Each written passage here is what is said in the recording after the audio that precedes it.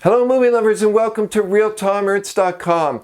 There's not a lot happening in theaters this weekend. In fact, there's only two films being released that are really worth talking about. One is Joe, starring Nicolas Cage, and I really liked it, but we're going to let trusty Phil Brown review that one, and hopefully he liked it too, but we'll see. I'm going to talk about The Amazing Spider-Man 2, the second of the Spider-Man reboots that is directed by Mark Webber, who also did 500 Days of Summer. And it stars our friend Andrew Garfield, again reprising his role.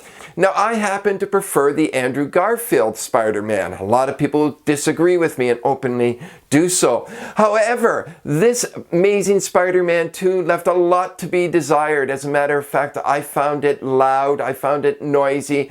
I found Spider-Man's bantering, that is supposed to be comical and fun and lighthearted, just sort of maniacal gibbering throughout the film. I also didn't really appreciate the villain, this time played by Jamie Foxx. He starts off as a slum guy that nobody sees, and his ego is hurt and he just wants to be noticed, and he turns into a villain when he discovers he has superpowers. Now that of course says something about people who are socially inept becoming traumatically bad if they ever get the opportunity. I'm not sure it's a message I agree with. Nevertheless, I found it to be noisy, full of mechanical action that just didn't sort of hit the heart of what I thought the Spider-Man comic books were all about.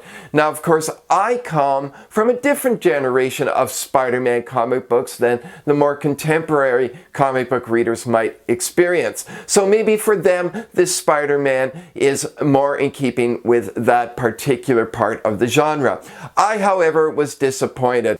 I even began to think that Andrew Garfield was not the right person to play Peter Parker, although he did have great chemistry with the love interest in this film, this time played by the always spectacular Emma Stone. The Amazing Spider-Man 2 is too long, too noisy, and has too much emphasis on the drama and romance. Now that might appeal to some Spider fans, but to this particular Spider fan, it had my spidey senses tingling that something was amiss. Still, the best superhero movie that is out is Captain America 2. See that one, because that is the way I think a superhero movie should be made.